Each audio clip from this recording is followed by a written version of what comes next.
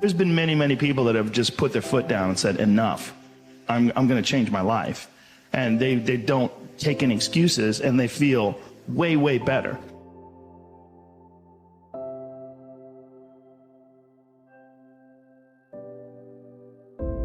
It's the lonely moments that expose how you treat yourself, because if you find that nobody's around and the fear of being with your own mind starts to creep in, you haven't built enough evidence that you can trust yourself. You shouldn't be afraid of you. You are the only thing in this world you actually control. And I promise to be in good company with yourself is very possible, even in the painful moments. You know, your heroes are heroic because they never default on who you'd expect them to be. So keep all of your promises to yourself and watch you become your biggest hero. Nothing happens till you take action. Nobody ever thought their way to success. Nobody ever hoped their way to success. Nobody ever wrote goals on a planner to success. They acted. The moment that you and I act, the moment that you and I move, the moment that you and I take action, action is what attracts. It's the action. It's the movement that people say, oh my, look at them. Look what they're doing. Look where they're going. And the moment that I began to take action, I began to attract people. I began to attract resources. I began to attract opportunities. All this stuff, it doesn't come to you. Quit waiting for it. It isn't coming. You go to it and you make it happen. Nothing more motivating than the knowledge I'm going to die. Think of the prisoner in the cell, and they're putting an X through every one because every X is one day closer to getting out. Well, let's do that for your life. Every X you spend doing nothing, that's a day you could have done something and you're going to die one day. It's there on the calendar, okay? This would so motivate me, as it does, to be as productive as I can, as helpful as I can. Try to make a better world for your privilege of having lived in it. So if knowing you're going to die brings meaning to your life, then living forever is a life of no meaning at all. If you decide that you want to achieve a goal, you start moving toward it. And what is the first thing you're going to experience? Obstacles, difficulties, failure, setbacks, disappointments. They come over and over again. You may fail 9 times for every 10th time that you make a step forward. Well, if you have high levels of ambition, like an engine, a car with a powerful engine, you'll go over the bumps. You'll keep driving forward. If you have low levels of ambition, what will you do? You'll quit at the first failure or disappointment. Everything in life that's hard is just a series of things that are easy. You just have to take that first step. Taking that responsibility for yourself and committing to yourself to say, I'm gonna take action and I'm gonna make it happen. There is no easy road to what you want. It's a long road. The emotionally immature man seeks out motivation to do something hard one time. The emotionally mature man uses discipline to do something hard 1,000 times. You can have that conversation and you could stop seeking approval. You can stop asking for permission to get after your goals and dreams. And here's why. Because if you stay silent and you let that time go by, what you're going to allow is for resentment and regret to build up. Resentment towards the people that you felt like were stifling your goals and dreams, who weren't giving you the permission, validation, or approval. And regret for the fact that you chose to not lead yourself into chasing your goals and dreams.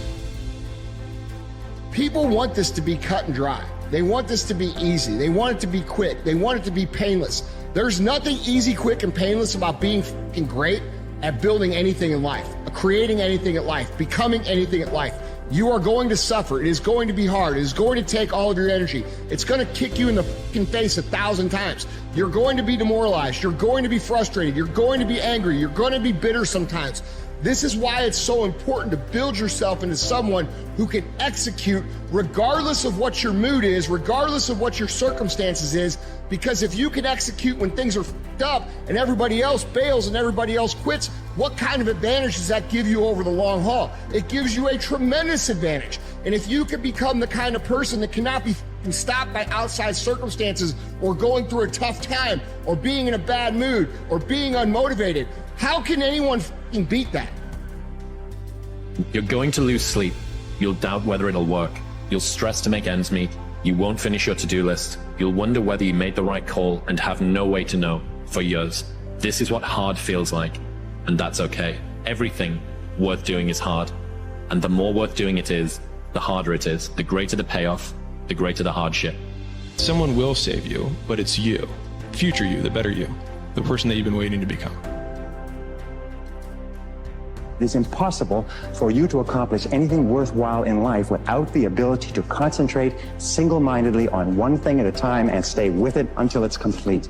In fact, time and motion studies have shown that if you start a task and you put it down and you come back to it and pick it up and start it and put it down and come back to it and pick it up, that it will take you as much as 500% of the necessary time to do a task than if you picked it up and carried it through. No one has any idea if it's going to work. That is a painful cost of trying to do things with no promise that they're going to succeed. If you knew that it was going to work, there would be no risk in doing it. You haven't been given this bespoke, idiosyncratic challenge that only you have to face. This is what every person who gets from a place that they are to a place that they want to be has to go through, because you need to try things with no promise that they are going to work. What are you doing when you're stuck?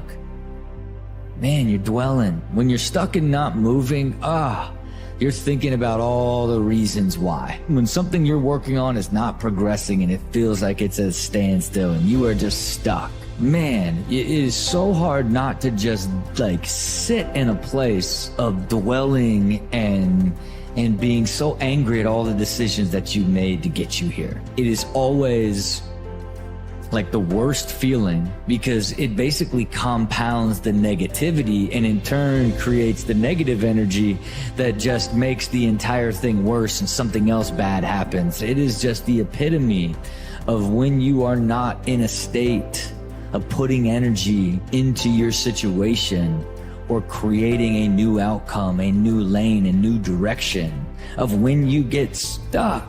You get stuck in your mind, the deepest and the darkest. You have to work every single day. I think that's where your confidence comes from, because when nobody's looking, that's the time that really counts. That's the time that really matters. The working out at 5, 6 a.m. and then all the practices and all the extra conditioning, that work that you do every single day is key, because that's what you're gonna be able to fall back on. And that's what you're gonna be able to like rely on when push comes to shove.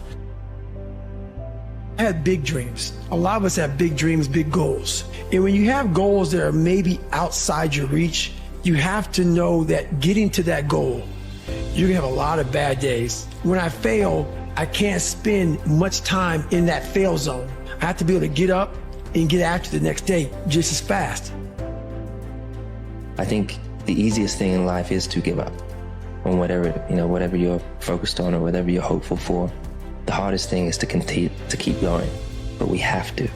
We have to continue to hold on. And I would imagine for so many people out there, that is probably the most difficult thing. If you give up on your dreams, what do you have left? Nothing. Everything that you want that you don't have is outside of your comfort zone.